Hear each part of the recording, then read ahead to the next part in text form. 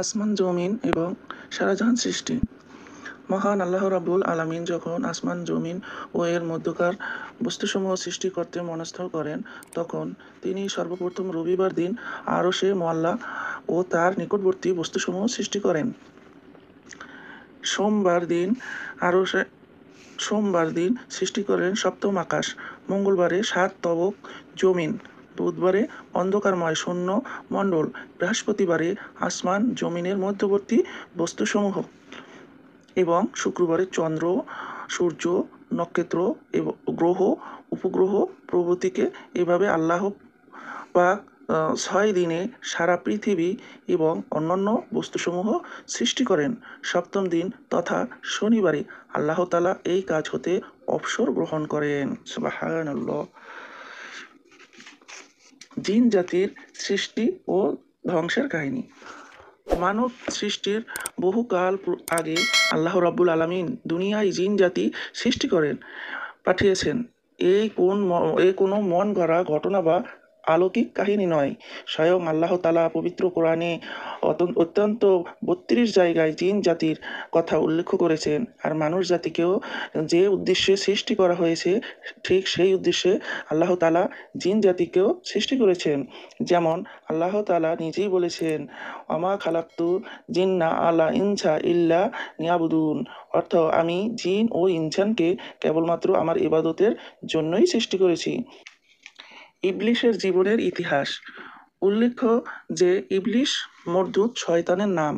এই ইবলিশ শব্দটি পবিত্র কোরআন পাকে 9টি সূরায় মোট 11 বার উল্লিখিত রয়েছে, যথা 1 সূরা বাকারায় 30 নং আয়াতে, 2 সূরা আরাফায় 11 নং আয়াতে, 3 সূরা হিজরতে 31 নং ও 32 নং আয়াতে, 4 সূরা বনী ইসরাইলে 61 নং আয়াতে, 5 সূরা আরাফে, 5 সূরা কাহাবে 50 নং আয়াতে, 6 সূরা তোহায় 116 নং আয়াতে, 7 সূরা আশুরা 95 নং আয়াতে, 8 সূরা সাবায় 20 নং আয়াতে এবং 9 সূরা 74 ও 75 নং আয়াতে।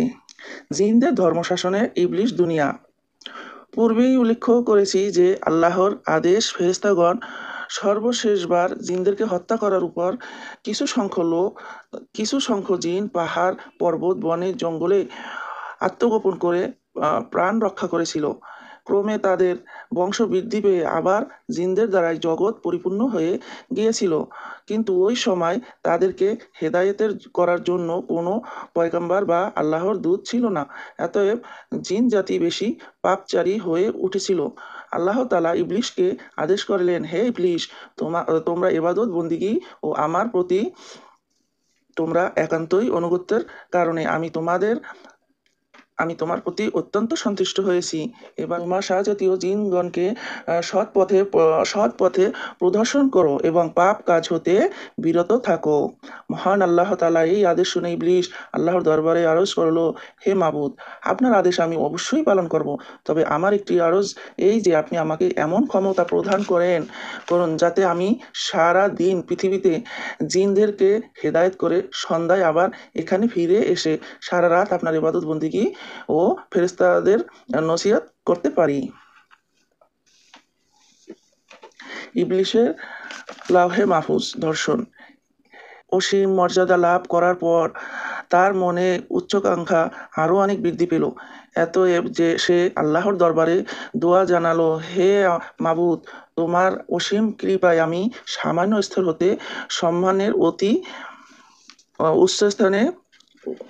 প্রতি উচ্চ স্তরে উন্নত করেছি। তুমি আমাকে দুনিয়ার বাদশাহী দান করেছ। তোমার অসীম করুণা আমি তোমার